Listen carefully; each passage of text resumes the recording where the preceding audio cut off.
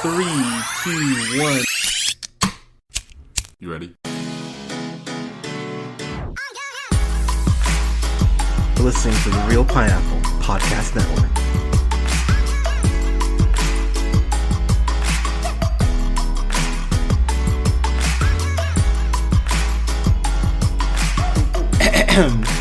Good evening, everybody. Thank you so much for listening. This is the Real Pineapple. This is your humble host, Hunter, here. Hope you guys are having a great start to your holiday season here as we kind of wrap it up here. I realize that's not oxymoron as I say it, but so I've got a quick review here for Star Wars: Rise of Skywalker. So spoilers, obviously, because I'm gonna kind of not deep dive, but I'm gonna go through plot points, and I think I have to get in spoilers. So I gotta be honest, guys. Star Wars is kind of becoming like DC films for me. Whenever I have to review one, I'm kind of always like, oh, God, I have to review this. Not because, I think it's going to be bad. Sometimes in DC's case, but just because you're never going to please anybody. And people, and I get it. Now, full disclosure, I was not a Star Wars fan growing up. I watched the original Star Wars when I was 9 with my dad. He wasn't a huge sci-fi guy. We got more into sci-fi as I got older until he passed. But Star Wars was one of those things I kind of learned to enjoy the older I got. I still remember seeing not Force Awakens, seeing that when I was 10. That would have been funny. But seeing Empire Strikes Back when I was like 10, and I remember that just being a oh my god sort of moment where it's like, that's crazy. That's his dad. What? It's one of the best twists that's still ever been done in a film. Like, I remember that really blowing my mind, just going, wow, okay. And so when they went ahead and they did Force Awakens, yes, it's damn near a remake of A New Hope. That's it. Essentially is what it is. But you get Han back, you get Leia back. There's some really great crowd pleasing moments, and I think the thing that I liked the most about that film, outside of Finn, was Kylo Ren, who is played by one of my favorite actors and one of the best actors we have working, period, right now, in Mr. Adam Driver. You heard it here first. I'm still working through all of the some of my screeners here as far as for the Oscar contenders. I think it is Adam Driver's to win for Marriage Story. I think he's just incredible. And one thing I have to say is, while Kylo Ren for me has never been as scary as Darth Vader, which is kind of frustrating, he's always been very interesting. I've just wanted to see him get darker and just be more evil. And this movie opens up with him on a planet, and he's just wrecking shop, just cutting into people with his lightsaber. And it's a pretty scary visual. It's badass, but it does show that he's just not fucking around at the after the events of Last Jedi, where he got owned by Luke in a badass scene. Here's the thing: when Last Jedi came out, I originally gave it a B-. That was way too generous. I rarely go back on my ratings for a film, but I should have given that like a C. Because I think I rewatched The Last Jedi here like 2 weeks ago, and I forgot how much that casino sequence bores me. I forget how much Luke Skywalker did not feel like Luke Skywalker, and how I actually went and saw it with Leia, and I remember asking her, I was like, babe, what'd you think? And I remember she looked at me, she's like, I feel like I should have liked that more. And I was like, yeah, that's exactly how I felt. Yeah, you get the Jedi mind trick with Luke. Yes, you get to see Yoda, which Leia would tell you. I was like, oh my god, when Yoda showed up. It's like, oh my god, I'm so all about this. But yeah, it's a very disappointing film, and I think my biggest disappointment for me in this film is going to be Daisy Ridley's Rey. Daisy Ridley really, and obviously it doesn't take away from the fact she is a great actress, but she went ahead and said something recently that I was really quite pissed off about. She was talking about how she doesn't owe the fans anything to sign, autographs or anything like that. Now, I get that. I understand that she is completely correct in that. But to say that shit the week before your the week that your film is coming out, it's just a really fucking dumb thing to say, and it makes her come across as unlikable. And I think for me, my biggest problem with this film is that Rey would just do shit at points where I would go, okay, why are you doing this? There's a point where they're looking for, they're looking for the MacGuffin in the movie, and she leaves Finn and Poe and Chewie on this planet where people from the First Order are trying to go ahead and kill him. I'm like, where are you going? It's because she feels Kylo Ren, but she just leaves them at so many points in this movie. I was really sitting there going, why is this happening? So the plot of this movie, and I kind of say that as I roll my eyes a little bit. So basically, Kylo Ren is going ahead and still trying to, achieve power. We find out that Palpatine, played brilliantly again by Ian McDiarmid, he's back, and he's been assembling this fleet for like the last 30 years since the events of Return of the Jedi, essentially. So basically, Palpatine's back. He tells Kylo Ren, you will achieve full power. I just need you to kill, Rey, because she's a Jedi. Therefore, she is a fucking, potential monkey wrench in all of this. So, the thing about this movie, I really do believe, is that it's going to be your enjoyment will depend on what kind of Star Wars fan you are. I am more of a casual Star Wars fan. As I mentioned, I always lean more Trek than Wars, but I think that a lot of your enjoyment will depend on how hardcore of a fan you are.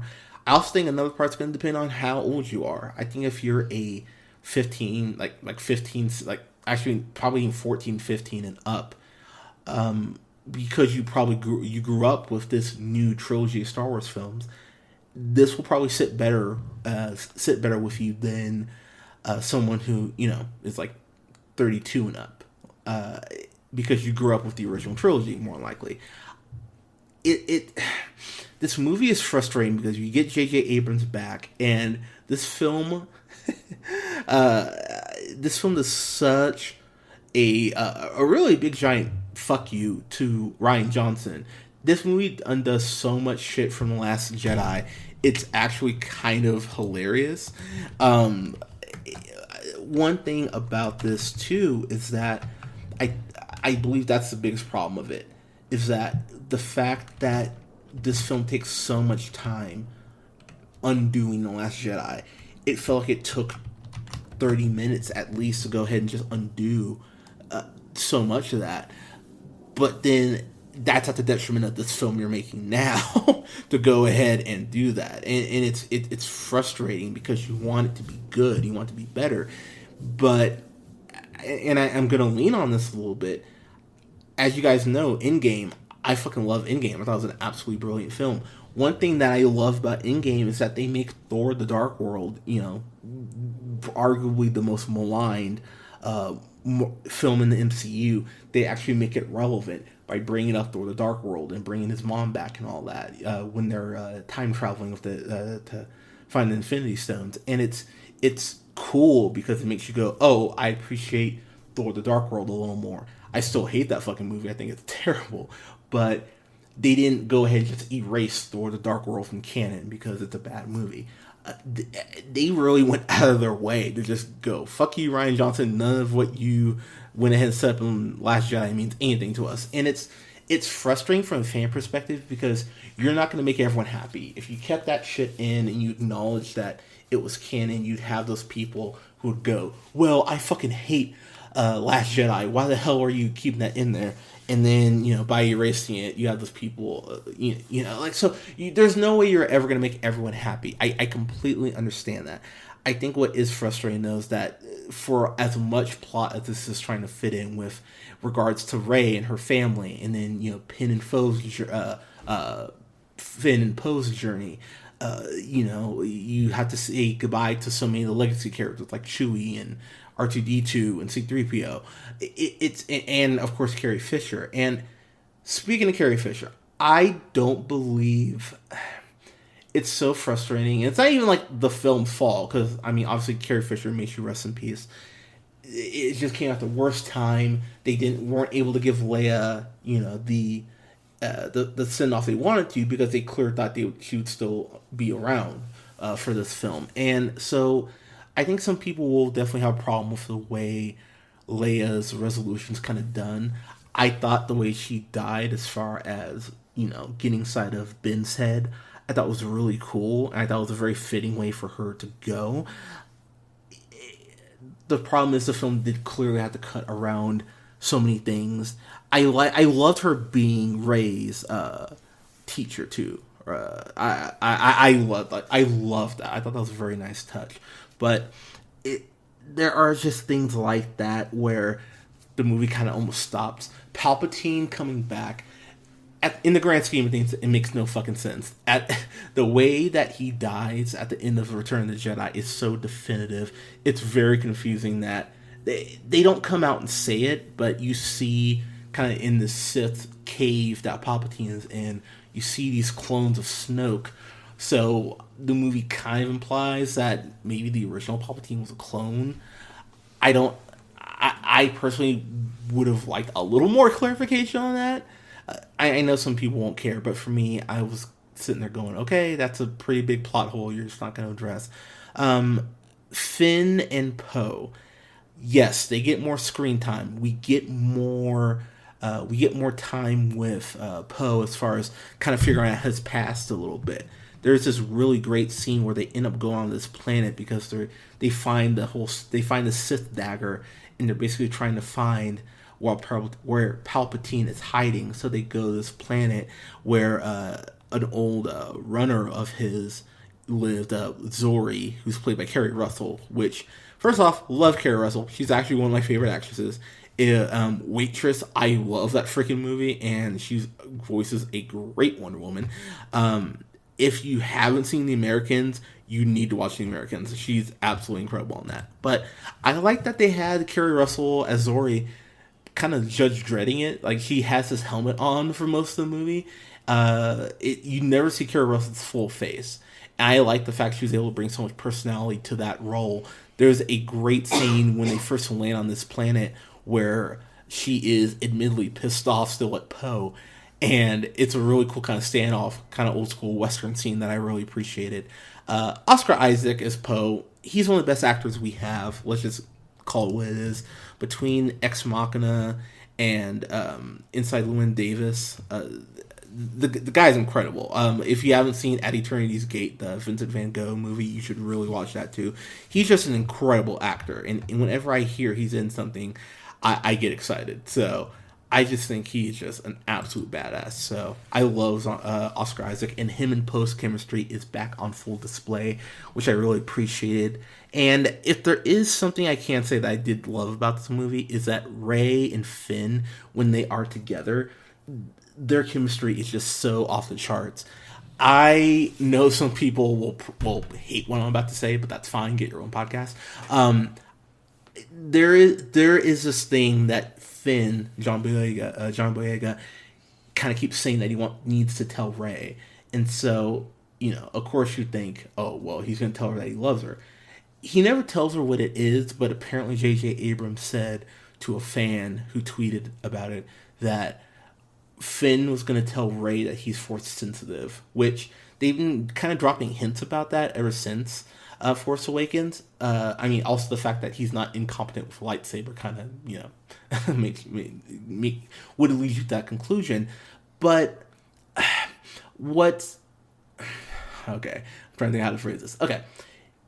I believe that if Finn told Rey that he was in love with her, and they end up kissing, let's say at the end of the movie, as fucked up as this is, I still remember what Fox News said about Finn when they showed him as a black stormtrooper in the first Force Awakens. I still remember how people freaked the fuck out about that. So the concept of Finn kissing a pretty white woman in Rey, I'm going to be honest, I don't think a lot of people would be able to handle it, as shitty as that is. But I really do not think that... I don't know if Disney would have the balls to actually deal with that shitstorm, if I'm being completely honest. So, we're just getting, princesses who don't need men to save them. So, I'm not saying Disney hasn't been trying, but I don't know if they're that radical yet. So, the fact that Finn would say that she's tell Rey that he's force sensitive and not that he was in love with her, I could kind of buy that because again, I don't think Disney would actually have the balls to make that leap. As far as other things, I did enjoy. You do get Mark Hamill as a Force ghost in this. Without completely going into what he does, I appreciate that. I talked about Leia. I absolutely love Leia in this.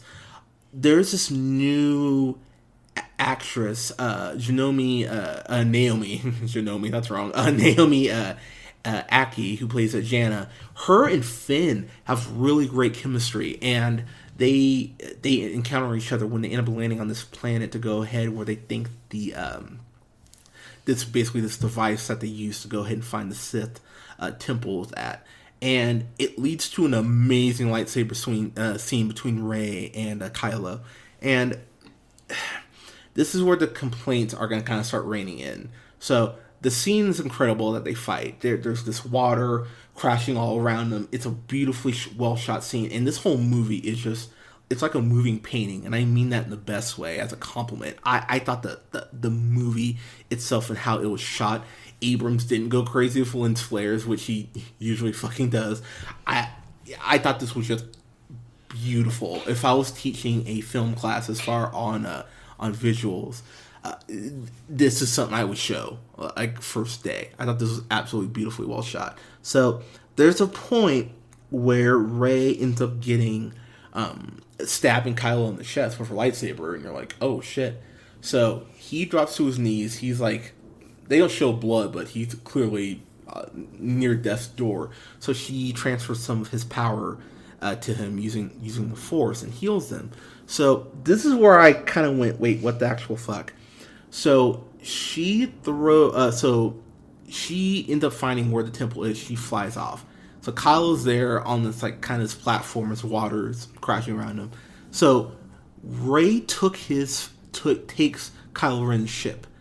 He gets to the temple of the Sith where Rey is, and it's never explained. I remember sitting there opening night, because I saw this Thursday night, sitting there watching it going, wait, how would he fucking get there?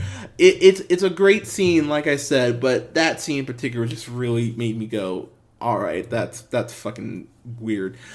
We do get Billy D. Williams back as Lando, and I have to say, the fact that they redeemed Finn, and the fact that I got some Lando flying the Millennium Falcon again, talking to Chewie, it was really it was cool. I got chills when I saw Billy D. Williams again. I was like, hell yeah! And if the potential rumors about a solo TV show where we get young Lando Calrissian, of course played by Don Glover, hell yeah, I want that.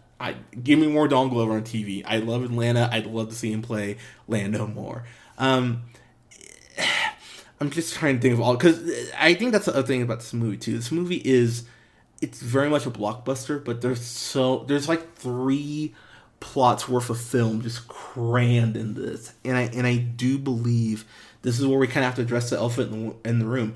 I am an unapologetic defender of Marvel Studios. I think Marvel, outside of season 1 of Iron Fist, Inhumans, which, and then Thor: The Dark World, I think they've been damn near perfect when it comes to Daredevil, when it comes to Punisher, Jessica Jones, Runaways, Cloak and Dagger, the Iron Man film. Like you just go down with Black Panther, you just go down the list. It's been just hit after hit after hit after hit for Marvel. And one of the reasons for that is because they have been meticulous in laying out this roadmap to get us from Iron Man to Avengers Endgame.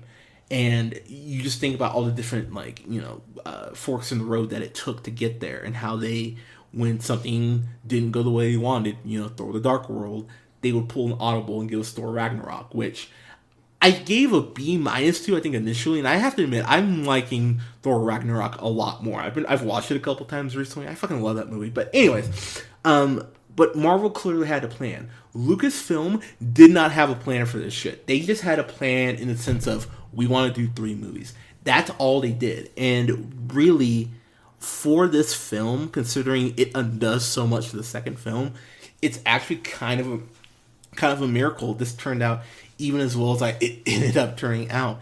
It is frustrating, though, because when you think about something like Star Wars, it's a way more divisive brand than Marvel is.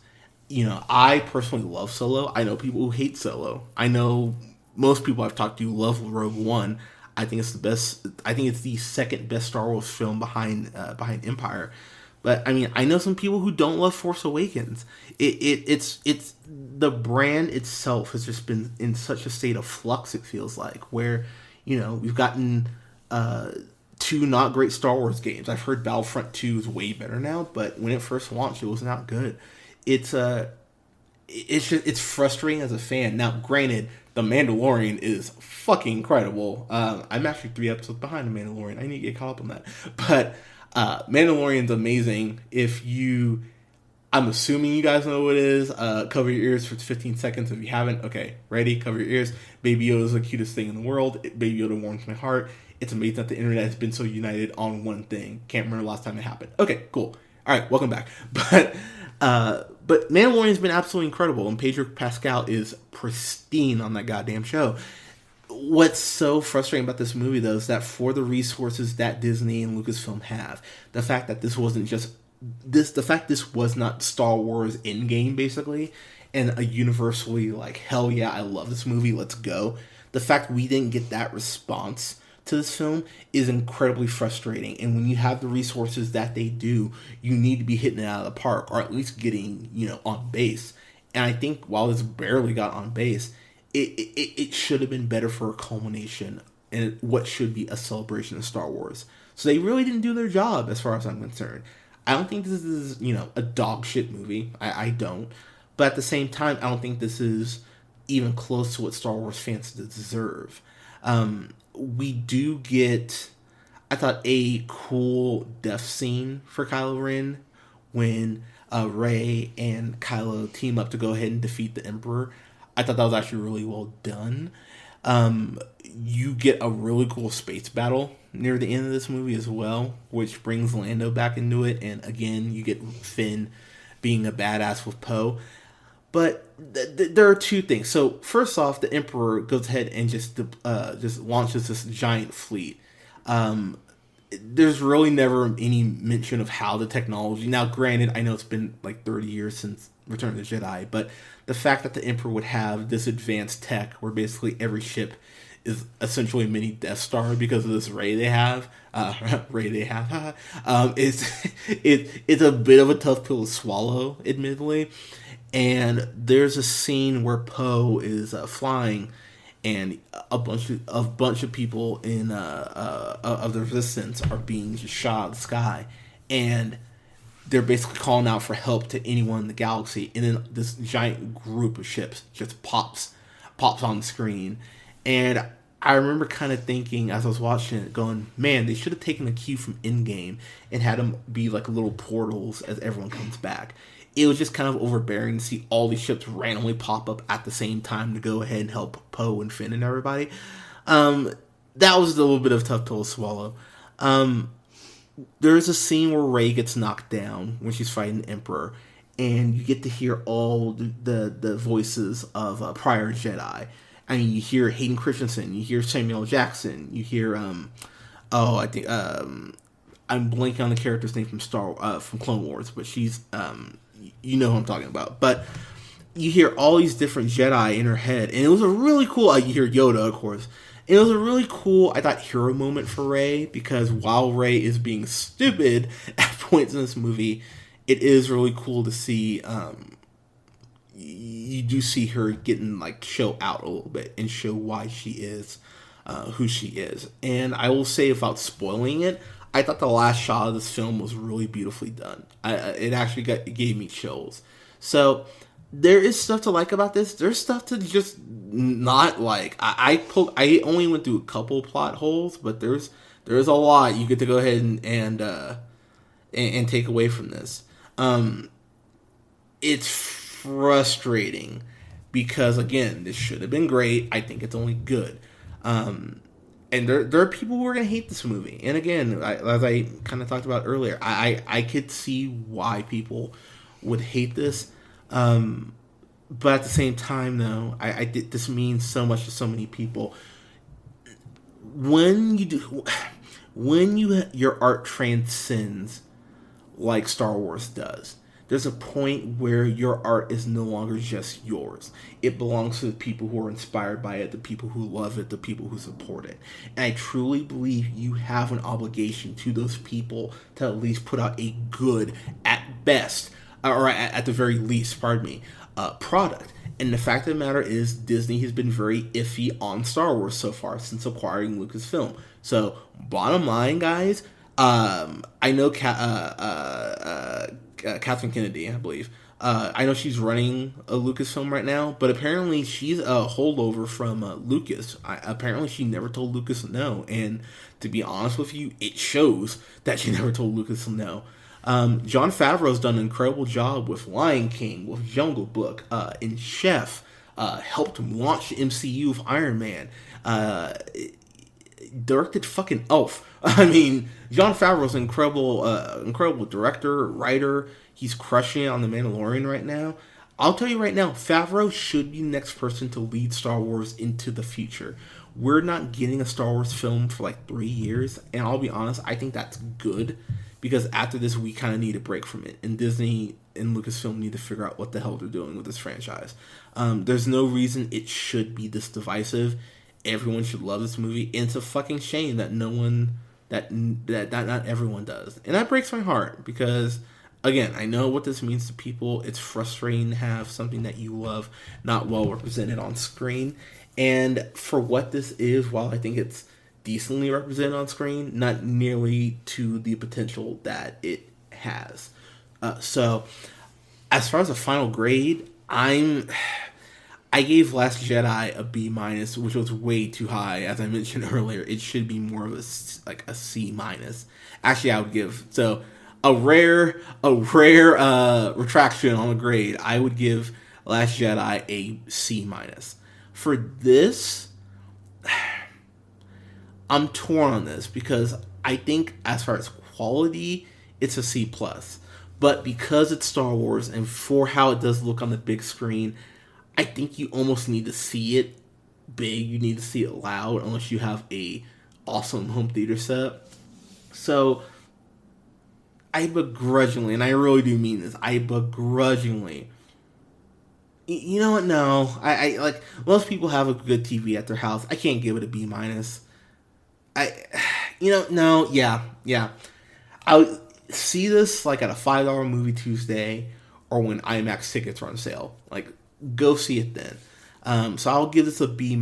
But honestly, this really, for what this is, this should have been better, and the fact it's not is a slap in the face of all Star Wars fans, as far as I'm concerned. So I'm sorry. I wanted this to be better, trust me. And I just remember the fact that they really have Rose in this. They barely use her, and that really irritated me. So yeah, B-. I stick by my B-.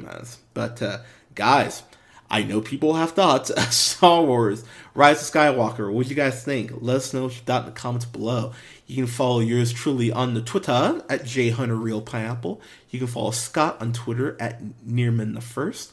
You can follow Colin on Twitter at The Real O'Neill. That's REEL O'Neill. And you can go ahead and like us on Facebook at The Real Pineapple. And you can go ahead and follow, like, share, subscribe. You can follow us on SoundCloud, Apple Podcasts, Google Podcasts, Podbean, Stitcher Radio, and Spotify at The Real Pineapple. Guys, thank you so much for listening. We will have reviews up this week for Home Alone 1 and 2. We'll have a review up as well for Bombshell, and we'll review up as well for Little Women. Guys, thank you so much for your support. We absolutely love you guys, wherever you guys are at. I hope you guys are having a safe holiday. Take care, guys. We'll talk to you soon.